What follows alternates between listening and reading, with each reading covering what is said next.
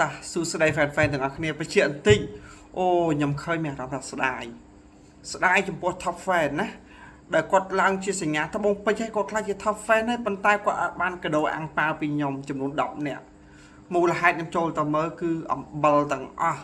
ឥឡូវហ្នឹងគឺយើង select បាន10នាក់ហើយណាគឺ10ឈ្មោះហើយអញ្ចឹងព្រឹកហ្នឹងចាំតម្លាក់ QR code ផងគឺខ្ញុំនឹងបានជូនតែម្ដងម៉ាត់ណាគឺម៉ាត់នឹងណាជូនកាហ្វេម្នាក់$2អញ្ចឹង10នាក់ហ្នឹងណាជូនកាហ្វេព្រលឹមឡើងគឺខ្ញុំនឹងផុសតែម្ដងហើយនិយាយចាំខ្ញុំឃើញមានឱកាសអ្នកដែលមានឱកាសគឺស្ដាយមែនទែនហើយក្នុងនោះអ្នកដែលធ្លាប់បានកដោពីខ្ញុំហើយក៏បានកដោពីខ្ញុំដូចគ្នាដែរណាក៏បានអាំងប៉ាវពីខ្ញុំដូចគ្នាដែរអ្នកដែលបានអាំងប៉ាវពីខ្ញុំហើយក៏បានអាំងប៉ាវពីខ្ញុំដូចគ្នាដែរណាអញ្ចឹងព្រឹកគឺខ្ញុំនឹងផុសតែម្ដងបញ្ជាក់10នាក់អញ្ចឹងអ្នកដែលមានសញ្ញាត្បូងពេជ្រដែលមានសញ្ញា top fan ហ្នឹងណាដឹងខ្លួនឯងហើយតើធ្វើអីខ្លះប៉ុន្តែបើថាខុសគោលការណ៍ឬក៏ខុសលក្ខខណ្ឌដែលខ្ញុំមើលទៅអត់ឃើញហើយកុំថាខ្ញុំ top fan គេដែរខំ like ខំ share ដែរ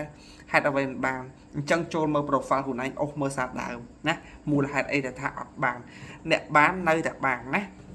អញ្ចឹងដូចខ្ញុំនិយាយអញ្ចឹងឱកាស top fan គឺនៅតែមានសម្រាប់អ្នកដែល top fan ខ្ញុំ